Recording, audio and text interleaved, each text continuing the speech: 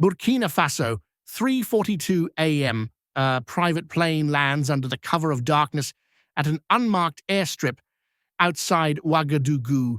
There is no flag, no emblem, no cameras, only shadow. Inside that plane sits a man few in Africa have ever seen, but many fear. Colonel Artem Sokolov, Wagner's ghost strategist.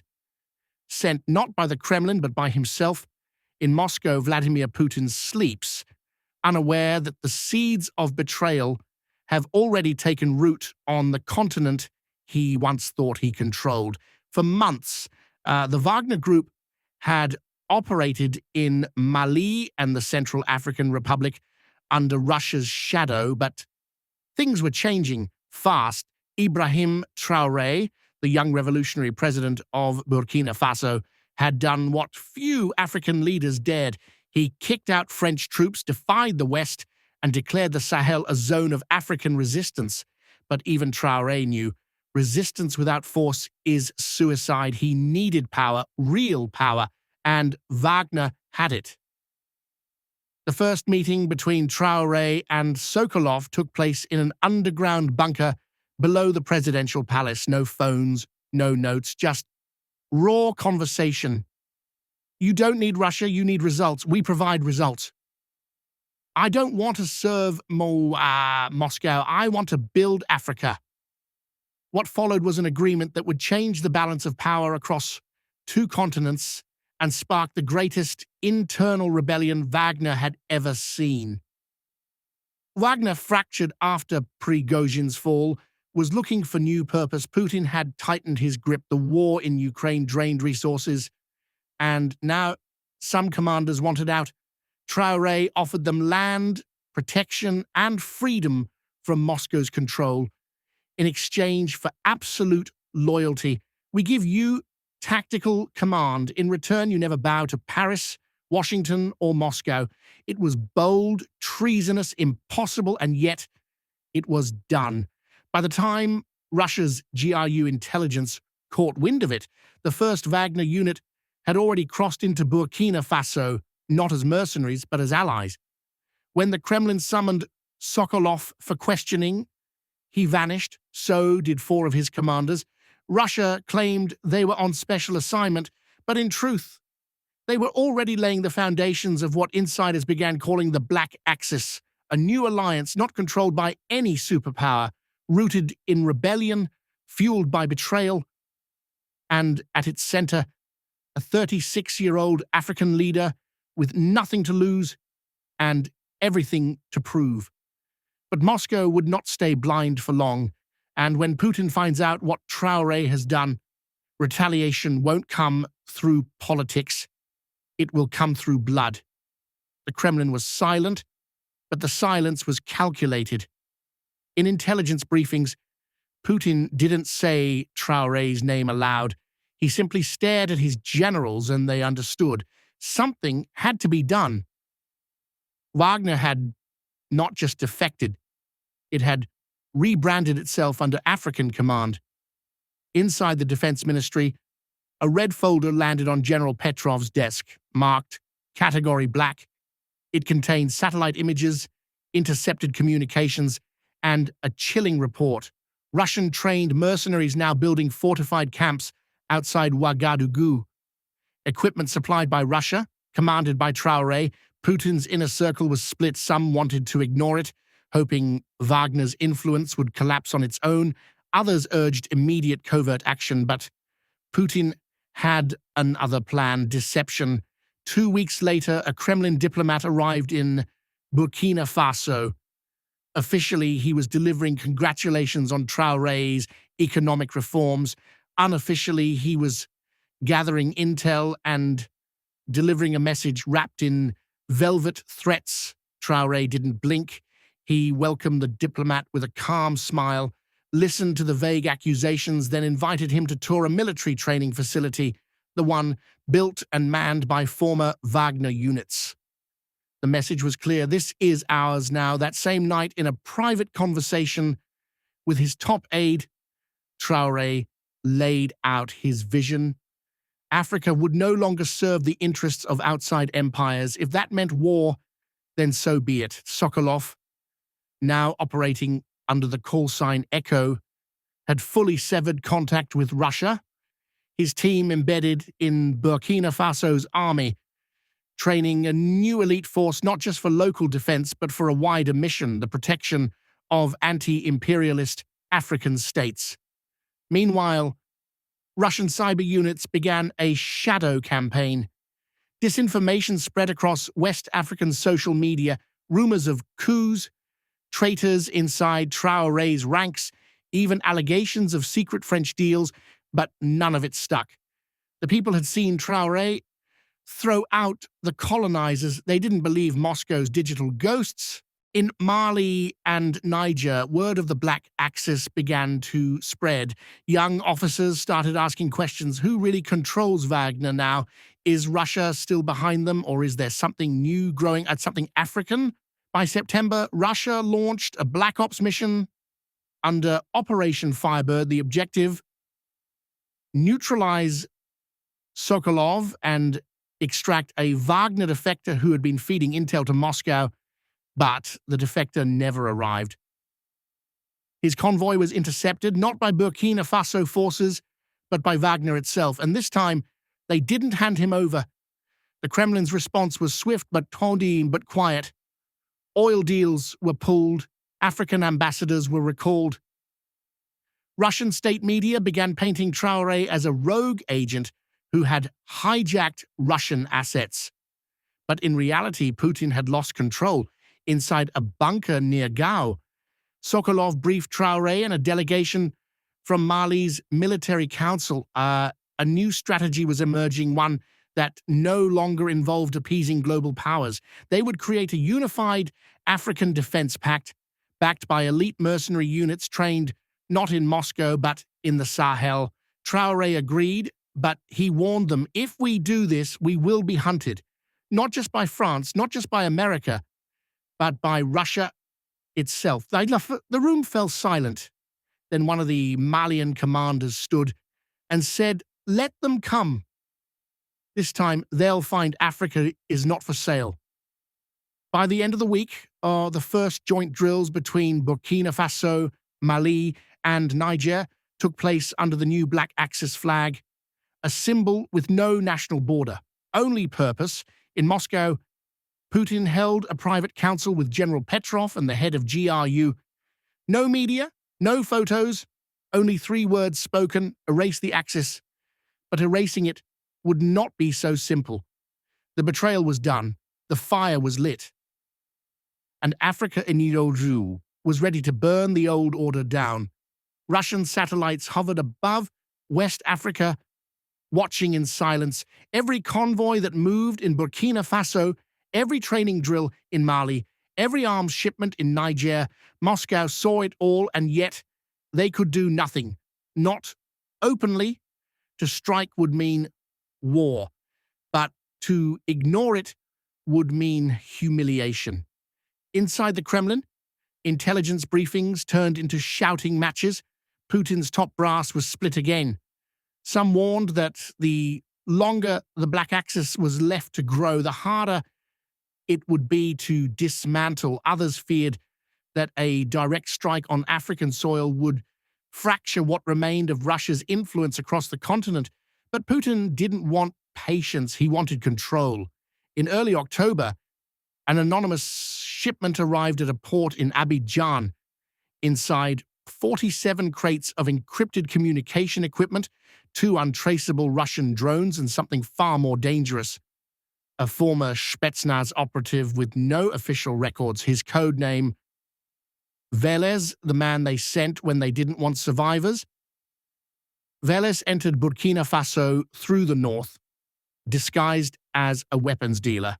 His mission was simple: find Sokolov, eliminate him, leave no trace.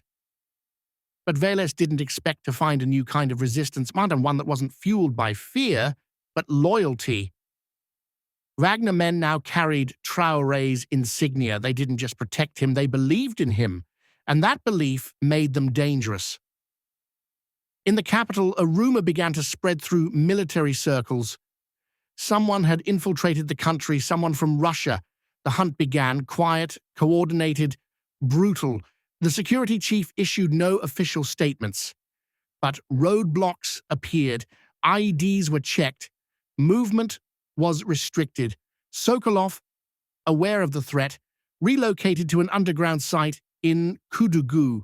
From there, he directed counterintelligence operations with a cold precision that reminded his men why he was once feared by both NATO and Moscow. Traoré did not flinch.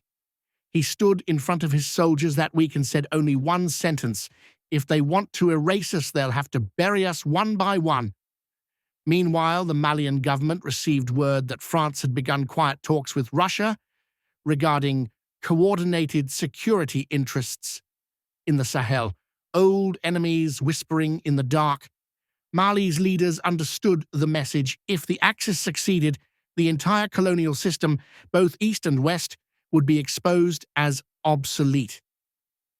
In Niamey, Niger's military intelligence discovered a covert GRU operation planning to sabotage an Axis weapons route, but by the time the Russians reached the convoy, it had already been replaced by decoys. When they ambushed it, they were met by 24 Wagner commandos, not mercenaries, but soldiers of a cause. Veles, meanwhile, was losing ground. The country's terrain, the locals, the language, everything slowed him down. But what truly endangered his mission was what he saw with his own eyes. African forces working together, disciplined, focused, no longer dependent on foreign powers. It wasn't the Africa he remembered, it was something new. He sent one final transmission to Moscow: "You didn't lose Wagner, you lost the future." The message never reached the Kremlin. 2 hours later, Veles was captured during a failed extraction attempt. No gunfire, no death, just silence and disappearance. Moscow issued no statement. Russia's media reported nothing. In public, Putin moved on to other matters, but behind closed doors, the truth was clear. The Black Axis had survived its first assassination attempt, and it was evolving. Inside the walls of a classified training facility near the Burkina Faso-Ghana border, a new doctrine was being written, one that fused Russian tactical knowledge, African strategy, and ideological independence. It was called Doctrine Zero. Doctrine Zero taught no allegiance to flags, only to the mission: defend African soil from all foreign control, east or west. Traoré sat at the head of the table that day. Across from him sat Sokolov, and beside them, military advisors from Mali and Niger. A new kind of pact was signed, not for land, not for resources, but for protection, for self-determination, for fire. In that moment, Traoré whispered something Sokolov would remember for the rest of his life. They call it betrayal. We call it awakening. The storm came not with missiles, but with silence. For weeks, no statement came from the Kremlin, no retaliation, no propaganda. Yet, in the shadows of African skies, the air had changed, something colder, something sharper. The Black Axis had survived its first wave of pressure, but it had only tasted the beginning. While African commanders drilled their men in the heat of the Sahel, thousands of kilometers away, a cold chamber beneath the Kremlin echoed with preparations. Operation Hammervale. Putin had approved it quietly, without documentation. A ghost mission, no uniforms, no medals, just a select circle of deniable assets tasked with breaking the Black Axis from within. It would begin not with force, but with fear. In Ouagadougou, power outages became frequent, then communications failures, then disinformation campaigns turned more personal. Photos of Traoré with fabricated documents, audio leaks claiming secret deals with foreign oligarchs. The people resisted believing it until one morning, Burkina Faso's central banking system froze for 12 hours. Panic whispered in the markets. Traoré stood firm. He gave no press conference, no social media defense. Instead, he met his generals and said, "They are testing our roots. Let them learn we are not branches." To shield themselves, the Black Axis turned inward. Data centers were physically isolated. Inter-African trade was conducted in raw goods and gold. An economic shadow system began to form, but so too did cracks in trust. In Mali, whispers emerged. Was Sokolov truly loyal, or was this all part of a larger Russian play to control Africa from within? The rumors didn't come from civilians, but from inside the Malian military itself. Traoré knew it was deliberate. Putin was no longer trying to destroy the Axis with bullets. He was using the same tool colonizers had always used: division. At a secret summit in Gao, Traoré, Sokolov, and Mali's transitional leader Colonel Doumbia faced off behind closed doors. Heated arguments broke out, accusations flew. Then, unexpectedly, Sokolov stood. "I am not Russian," he said slowly. "Not anymore. I burned my passport in the desert. My wife thinks I'm dead. My children will never know me. I did not do that for Moscow. I did it for redemption, for something Moscow could never give: purpose." He reached into his coat and placed a sealed envelope on the table. "Inside is every remaining Wagner asset under my influence, troop locations, codes. If I betray you, use them to destroy me." Silence fell over the room. Doumbia, skeptical at first, nodded. A pact was reaffirmed, not out of trust, but necessity. Meanwhile, in Russia, a new variable entered the board. His name, Alexei Markin. A former oil executive with ties to oligarchs, he had recently taken an interest in the African theater, not for politics, but for profit. Markin proposed a private solution to Putin. Forget war. Buy the loyalty of the Axis from the inside. Use debt, luxury, temptation. Putin agreed. Within weeks, a stream of intermediaries, foreign businessmen, and fake NGOs flooded West Africa. Offers came wrapped in partnership lingo: billion-dollar loans, port expansions, infrastructure miracles, all with a price hidden in the fine print. Some local commanders wavered. One accepted an offer for medical equipment, only to discover spyware embedded in the machines. Traoré responded not with speeches, but with arrests. 3 military officials were court-martialed. A foreign NGO office was raided. Traoré himself gave a private address to the High Command. "I will not be the next Gaddafi nor the next Sankara. I do not need martyrdom. I need loyalty while I breathe." It was the first time he showed visible anger in months. Sokolov began developing a new training regime called Command Neutral. It was designed to train leaders to act with or without centralized orders, anticipating targeted assassinations or cyber disruptions. In parallel, Mali began constructing deep earth bunkers, and Niger built mobile command units in case of aerial attacks. Every measure screamed preparation, but none of it guaranteed survival. Then it happened. On a rainy Tuesday evening, a bomb exploded outside a media station in Ouagadougou. 6 journalists were killed. The story? A major piece unveiling French and Russian covert funding of regional paramilitary cells.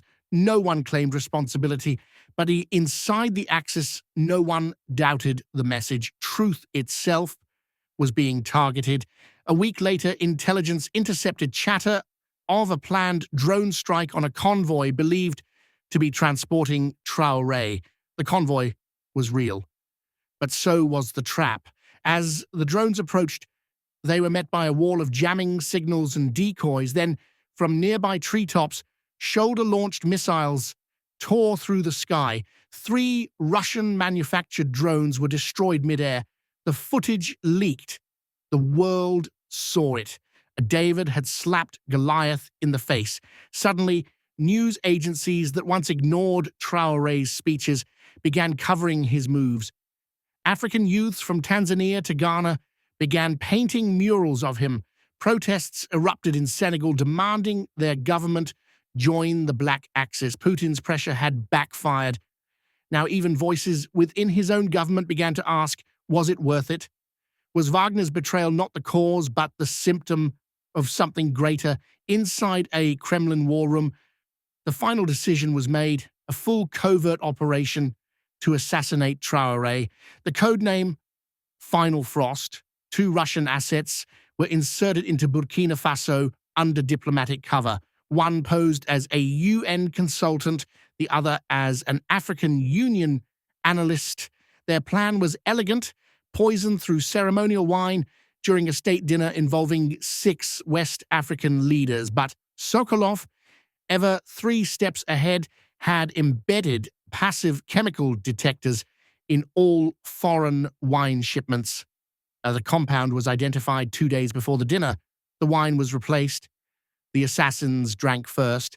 They died silently in a diplomatic hotel, and their identities were erased from global records. Traoré never spoke about it publicly. He didn't need to. 2 days later, the Black Axis announced a new military and economic alliance with Ethiopia, Tanzania, and Uganda. What began as a triangle was becoming a web. And in Moscow, silence fell. Putin understood the battle for Wagner was lost. But worse, the idea had escaped. Traoré was not just a leader anymore. He was a symbol, a narrative, and narratives cannot be killed.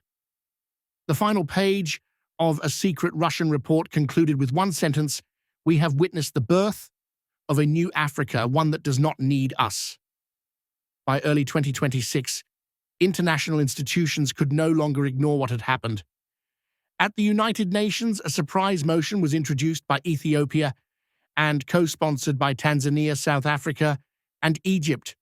The resolution called for a global recognition of Africa's right to establish defensive sovereignty networks free from foreign surveillance or interference. The language was careful, but the meaning was clear. The world must acknowledge the legitimacy of the Black Axis. The vote shocked Western diplomats. Many expected it to fail or be watered down, but what followed was a geopolitical earthquake. 52 countries voted in favor, 35 abstained. Only 23 voted against, including France, the UK, the United States, and Russia. The African bloc had redefined itself, not just militarily, but diplomatically. That week, news broke that Brazil and India had both begun trade negotiations with the Black Axis through parallel diplomatic channels. Indonesia followed, then Venezuela. Western leaders called it fragmentation. African intellectuals called it balance. Inside African universities, political science programs began rewriting syllabi. Pan-Africanism was no longer a fringe theory. It was policy. It was structure. It was the present. In Paris, student protests filled the streets, denouncing France's role in Africa's past and demanding reparations. In Washington, think tanks scrambled to understand why traditional sanctions had failed. The answer was written across African walls: self-reliance. Traoré, meanwhile, disappeared from public view for 42 days. His absence sparked rumors. Had there been another attempt on his life? Had he gone underground? Was there division in the Axis? When he re-emerged, it wasn't on a podium, but on a mountain. In a documentary filmed by a local team and released online without promotion, he was shown walking alone in the Sahel, meeting village elders, eating on clay floors, listening to children sing freedom songs that bore his name. He spoke only once in the entire film. When power is distant from the people, it becomes easy to abuse. I walk to remember why I lead. The film was watched over 50 million times in 2 weeks. Subtitled in Arabic, Portuguese, and Swahili, it spread through unofficial networks faster than any government message. At the African Union's annual summit, normally dry and ceremonial, the air was electric. Young leaders from across the continent cited Traoré's movement as proof that sovereignty was not a myth. Debates turned into plans. Plans turned into frameworks. A new continental proposal was born, the United African Charter on Political Independence, or UACPI. Its core principle was simple: any foreign military presence in Africa must be publicly declared, transparently negotiated, and subject to Pan-African oversight, no exceptions. Russia, France, the US, and China opposed the measure, but the charter passed with 42 out of 55 nations signing on. Then came the final act. The Black Axis launched the Africa Future Forum, its own international body, not to replace the UN, but to balance it. Countries were invited to join as observers, not allies. There were no permanent members. Every 6 months, the host city would change. The first session took place in Ouagadougou. The theme, a new global south. Delegates from 48 countries attended. Flags of nations long ignored by power, Bolivia, Laos, Namibia, Haiti, stood tall beside each other. Traoré's opening remarks were brief. He did not speak of war. He spoke of imagination. We were told our stories had to begin with slavery and colonization, but I reject that. Africa is not born of chains. Africa is born of stars, of rivers, of kingdoms, of brilliance. Let this be the century we remember who we are. The crowd stood, some wept that night as the lights of Ouagadougou lit up like never before across the globe in boardrooms and bunkers. A question settled like ash.